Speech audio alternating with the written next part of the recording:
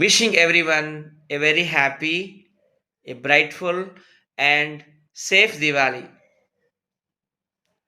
Ladies and gentlemen, this is Vijag Satya, social media fame. నాకు చాలామంది social మీడియాలో comments పెడుతున్నారు. వాట్ ఈస్ దీపావళి అని. మీ అందరికీ తెలుసు, మనకి 4 యుగాలు ఉన్నాయి. సత్యయుగము, త్రేతాయుగము, ద్వాపర యుగము, కలియుగము. ఒక్కొక్క యుగం కంప్లీట్ అవ్వాలంటే మిలియన్స్ ఆఫ్ ఇయర్స్ కావాలన్నమాట. ఫస్ట్ సత్యయుగం కోసం మాట్లాడుకుందాం.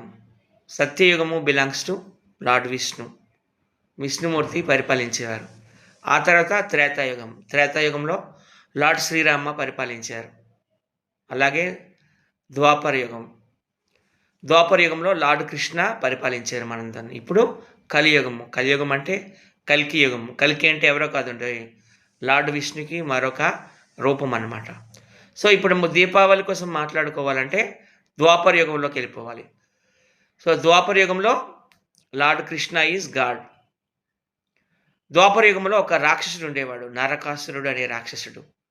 ఆ రాక్షసుడు దేవతలకి, ఋషులకి, ప్రజలకి చాలా ఇబ్బంది పెట్టేవాడు. ముఖ్యంగా 16,000కు పైగా మహిళల్ని పాడు చేసేసాడు ఆ రాక్షసుడు. అప్పుడు ప్రజలంతా లార్డ్ కృష్ణ, సత్యభామ దగ్గరికి వెళ్ళి ఏడుస్తారు. అప్పుడు వాళ్ళిద్దరు యుద్ధానికి దిగుతారనమాట. లార్డ్ కృష్ణ అండ్ సత్యభామ నరకాసురుడితో యుద్ధం చేస్తారు. ఆ యుద్ధంలో శ్రీకృష్ణుడు అలిసిపోయి సొమ్మసిల్లిపోయి పడిపోతాడు.